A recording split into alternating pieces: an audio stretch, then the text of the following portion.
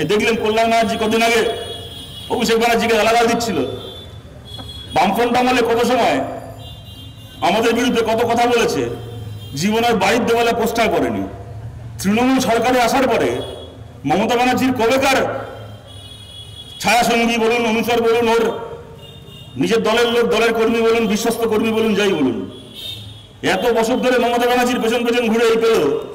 এখন তৃণমূল সরকারে আসার পরে খালি এইটুকু বলেছে যে আমাদের দলের নেত্রী মমতা ব্যানার্জি, অভিষেক কেন আমার নেতা হবে? আমরা মমতা ব্যানার্জিকে থেকে দল করি, অভিষেকের জন্মের আগে থেকে মমতা ব্যানার্জির সঙ্গে আছে। খালি এইটুকু বলেছে।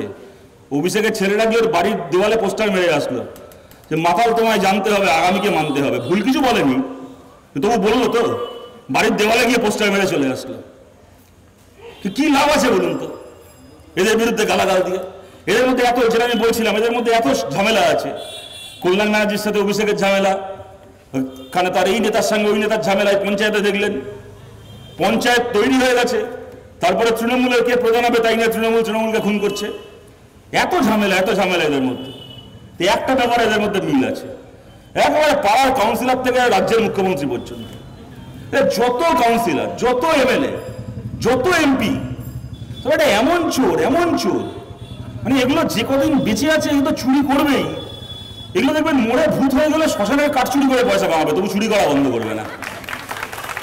কি লাভ আছে এদের বিরুদ্ধে গালাগাল দিয়ে, মিটিং করে, মিছিল করে, যদি এগুলোকে ঘাট ধাক্কা দিয়ে বার না করা যায়? এবং এদেরকে বার করা যায়, এদেরকে বার করা সম্ভব। আপনাদের বলছি, কোনো এমএলএ ছাড়া, কোনো এমপি ছাড়া কি লড়াই আমরা করেছি আপনারা দেখেছেন পঞ্চায়েতে। আপনাদের কাছে আবেদন করছি, রাতারাতি সরকার পাল্টাবে না, কিন্তু বামপন্থীদেরকে কয়েকজন এমএলএ দিন, কয়েকজন এমপি দিন। সামনে লোকসভার ভোট আসছে। বিজেপি যে আসন পেয়েছিল 2019-এ, তারপরে 21-এর ফলাফল আপনারা দেখবেন। আপনারা 23-এর যেখানে যেখানে কর্পোরেশন ভোট হয়েছে, 22-এ আপনাদের এখানেও চন্দননগরেও ভোট হয়েছে, পাশে ওদিক এই শ্রীরামপুরেও হয়েছে, চন্দননগর থেকে শুরু করে, কোন্নগর থেকে শুরু করে পুরসভাগুলোর ভোট হয়েছে। কদিন আগে এখানে আপনারা এই জেলাতে আপনারা পঞ্চায়েতেরও ভোট দেখলেন। এবং এই হুগলি জেলা এমন একটা জেলা, আমরা অত্যন্ত আনন্দের সঙ্গে, অত্যন্ত গর্বের সঙ্গে বলছি, এই জেলায় তৃণমূল কিভাবে ভোট পেয়েছে আপনারা সবাই জানেন, কিন্তু বিরোধী হিসেবে বিজেপির থেকে অনেক অনেক অনেক বেশি ভোট পেয়েছে এখানে বাম, কংগ্রেস, আইএসএফ। বাংলার যে জেলাগুলোতে, তার মধ্যে একটা জেলা এই হুগলি জেলা। এখানে কি কর্পোরেশন ভোটে, কি পঞ্চায়েতে বাম, কংগ্রেস, আইএসএফ এখানে বিজেপির থেকে বহু ভোটে এগিয়ে আছে। আপনাদেরকে বলছি, ওদের আসন হাতছাড়া হবে, বিজেপির আসন কমবে, আমরা সবাই জানি, বিজেপিও খুব ভালো করে জানে। কিন্তু ওরা যে আসনগুলো ওদের কমবে, সে আসনগুলো কারা পাবে, কাদের কাছে যাবে? আমরা কি কেউ চাই যে সেই আসনগুলো তৃণমূলের কাছে যাক?